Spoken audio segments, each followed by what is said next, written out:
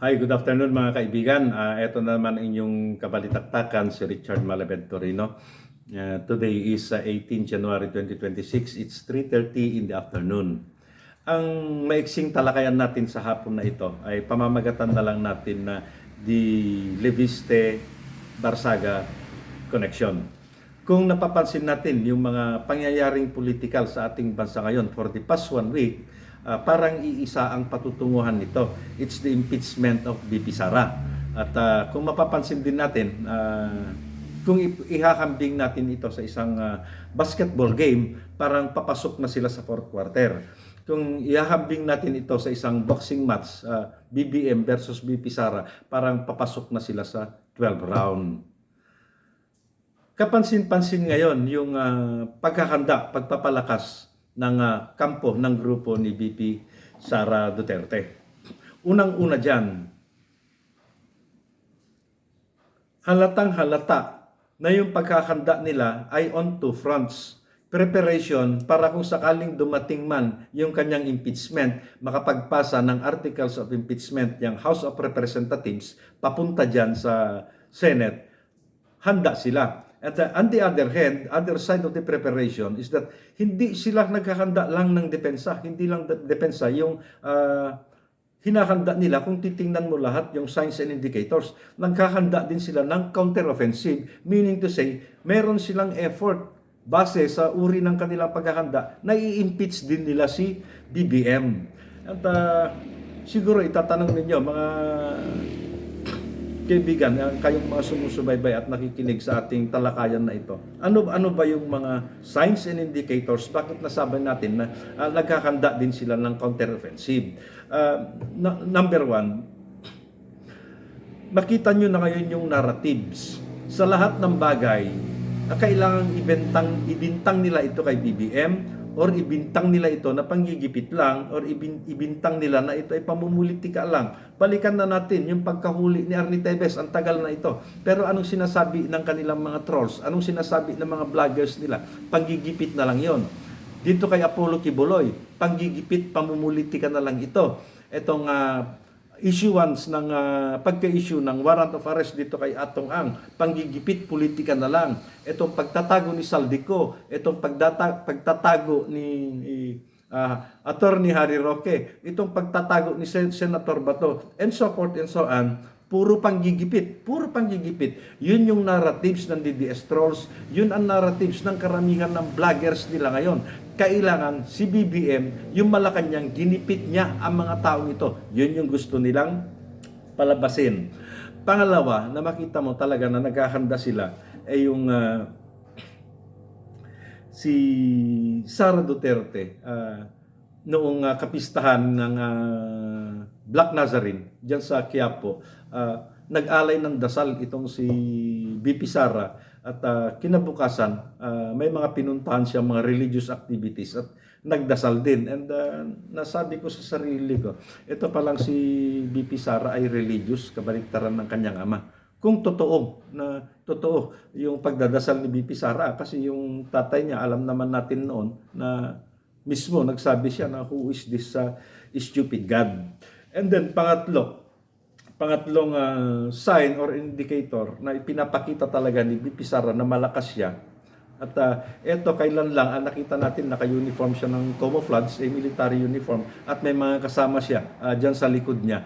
Isa o dalawa doon ay retiradong general. At napakapansin-pansin na isa sa mga vloggers niya na nandyan sa abroad ngayon, paulit-ulit na binabanggit yung mga magagandang nagawa ni President Digong, magagandang nagawa niya dyan sa hanay ng kapulisan noong siya ay presidente pa. At isa pa nakapansin-pansin ay tuloy-tuloy yung atake ng kampo ni BP Sara, courtesy of the DDS vloggers and the trolls, upang pahinain si Martin Romualdez. At on the other hand, parang nagpapapogi, nagpapagwapo, pumoporma ngayon itong si Toby Chanco na parang in all signs and indicators, parang papunta siya dyan sa camp ni BP Sara. At ganyan din itong si Congressman Erice na parang unti-unti pumapanig dyan kay BP Sara, yun ay observation ko lang. Hindi ko sinasabing that's an accurate information.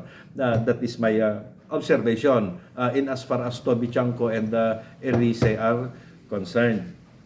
Pero ito yon, sang-ayon doon sa pamagat ng ating talakayan ngayon, etong kay Congressman Lebiste at ito kay Congressman Kiko Barsaga.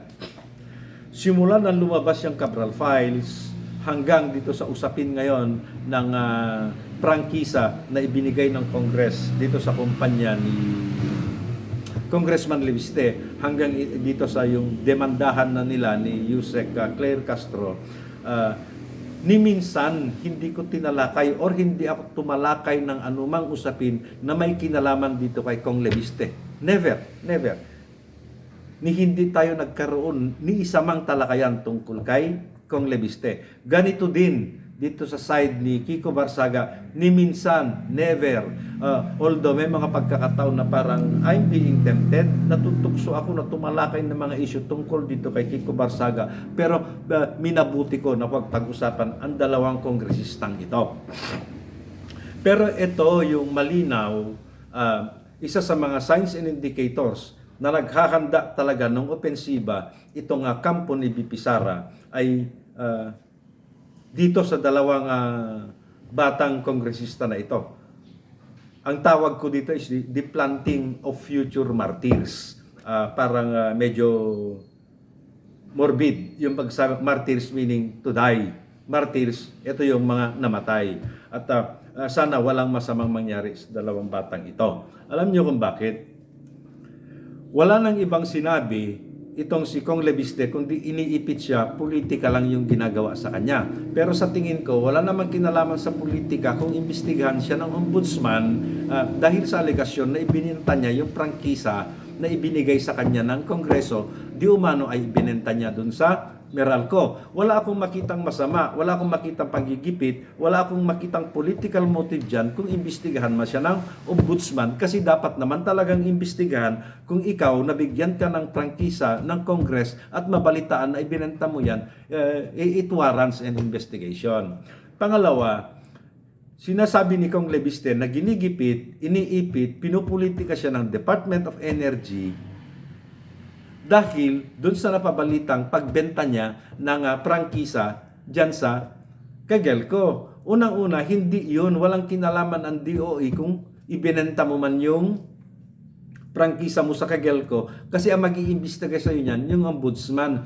Ang nangyari dyan, Kong Lebiste, sinusulatan ka dahil meron kang obligasyon na ipinangako at nakapaloob dyan sa kontrata ng prangkisa mo bago ka bigyan ng Kongreso. At talagang dapat sulatan ka ng DOE kasi nung pinasok mo or nung natanggap mo yung prangkisa coming from the Congress para mag-operate ka ng solar para magnegosyo ka na may kinalaman sa power, sa energy, sa electricity, automatic pumasok ka na dyan sa regulatory control, regulatory supervision, regulatory radar ng Department of Energy. Hindi yung panggigipit, hindi yan pamumulitika. Ang tawag dyan ay ginagawa din lang nila ang kanilang mandato, ang kanilang obligasyon.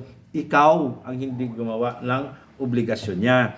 Okay, lipat tayo dito kay Congressman Kiko Barsaga. Simula pa noon, nung ikaw ay namuno ng isang maliit na pagtitipon, na isang rally dyan sa gate ng Forbes Park, kinasuhan ka ng inciting to sedition. At ang sabi mo, hindi yun legal. Wala kang saguting or pananagutan legal, kundi ginigipit, pinupolitika ka lang ng gobyerno. Ngayon, sinuspindi ka dyan sa Congress dahil sa reklamo ng mga kapartido mo, at ang sabi mo, wala kang pananagutan. Ang sabi mo, ginigipit ka at pamumulitika lang yon.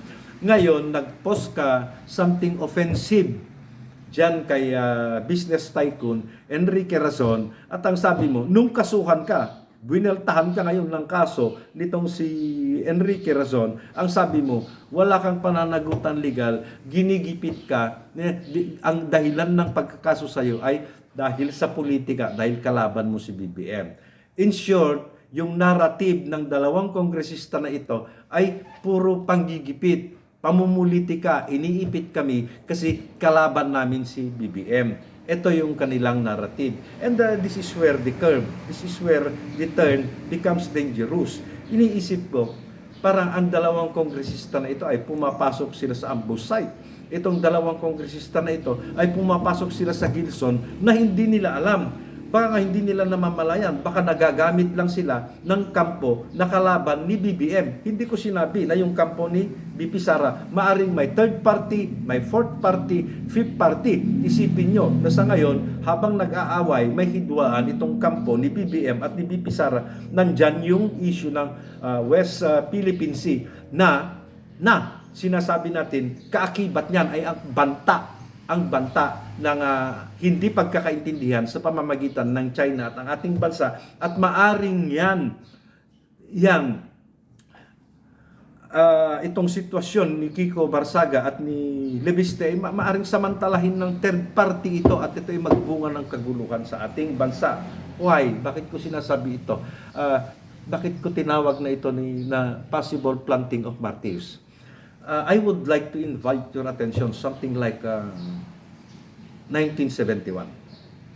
Alam nyo, noong panahon na yan, 1971, mahigpit yung away ng Liberal Party at ng Nationalista Party. Nationalista Party, sina Marcos noon. At yung Liberal Party, yung opposition. Yan sina Senator Salonga, yan sina Ninoy Aquino, yan sina Eddie Ilarde, and so forth and so on. Nagkaroon ng rally dyan sa Plaza Miranda. I think that's August 21, 1971. At alam nyo, yung rally na yan, rally ng mga kalaban ni Marcos. Hinagisan ng 2 granada, 9 ang patay, 95 ang sugatan, may isang batang patay. That happened September 21, 1971. Ang hinagisan ng granada ay yung mga kalaban ni Marcos. Ito yung mga matitinding kalaban ni Ferdinand Edralin Marcos at that time. And what happened? Ibinintang ito kay Ferdinand Edralin Marcos that eventually, after 15 years, isa yan sa mga dahilan kung bakit ang dami nagprotesta, kaya siya napaalis sa pwesto. 1971, August 21. And then before that, years after na hinagisan ng Granada, yung rally na yan sa Plaza Miranda, umamin itong number 1. Umamin si Guevara, umamin itong si Cordero, parehong miyembro ito ng Communist Party of the Philippines, New People's Army, na sila ang may kagagawan niyan. Alam nyo, magkakaibigan itong nasa rally na yan sa Liberal Party at sina Joe Masison na siyang pinuno ng Communist Party of the Philippines at New People's Army. Meaning to say, kaibigan nila mismo ang mga ito, sila mismo na magkakaibigan, granada nila. 2 granada ang hinagis nila diyan sa mga kasamahan nila upang sa ganon, yung mga sugatan at yung mga namatay, ibibintang nila kay Marcos, which later on, in the passage of time, mismong yung mga gumawa na miyembro ng New People's Army at CPP, the CPP-NPA, kasama na dyan si Victor Corpus, umamin sila na kagagawan yan ng CPP-NPA, pero sa isip ng mga Pilipino at the time, ang gumawa ay si Ferdinand Edralin Marcos. Eto ngayon yung iniisip ko. What if merong mangyari dyan kay Kiko Barsaga? What if may mangyari sa'yo kung Lebiste? Hindi kaya pwedeng ibintang din nila kay BBM ito, pero hindi si BBM ang gumawa? Isipin nyo ito. Mismo magkakaibigan ito. Sina Joe Masison at sina niisip ko tuloy si Erap Estrada. Magkakaibigan itong sina Joe Masison at sina Jovito Salonga, yung grupo ng Liberal Party na hinagisan ng Granada. But they have to do that para lamang masira, para lang magalit ang mga tao kay Ferdinand Edralin Marcos. Hinagisan nila na ng Granada yung rally ng kasama nila. Ang namatay doon, ulitin ko, siyam ang namatay dyan, 95 ang sugatan, isa sa mga namatay dyan, bata, ibinintang kay Ferdinand Edralin Marcos. Ito yung tingnan natin. Hindi ko sinasabi na may mangyayari sa inyo. Pero ito yung delikado dito. Kasi parating na yung the big day. The big day is February 26. Sana maging mahinahon ang isa't isa, lalo na yan sa camp ni BBM.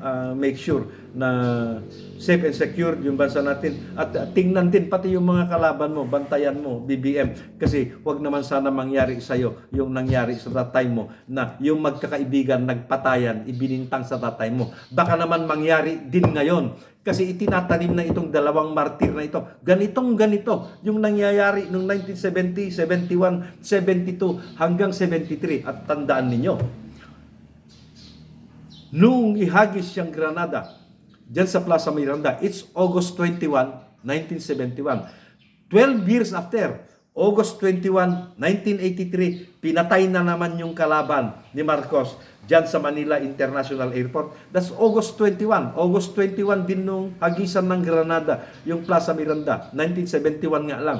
Nung mamatay yung kalaban ni Marcos dyan sa Manila International Airport, that's August 21, 1983. Mula noon, ibinintang pa rin kay Marcos. Hanggang ngayon, kasalanan pa rin ni Marcos yung pagkamatay nung political opponent niya na yun dyan sa Manila International Airport. Sana hindi maulit yung kasaysayan. Ikaw, Kiko Barsaga, ingat-ingat lang. Ikaw, Kong Lebiste, mag-ingat din. Pag-aralan nyo yung kasaysayan natin. Nagpatayan yung magkakaibigan nun para lang masira ang kanilang kalaban. Sana huwag tayong dumating sa ganong pagkakataon. Magandang hapon po. Abangan nyo yung mga susunod na talakayan natin. Maraming salamat.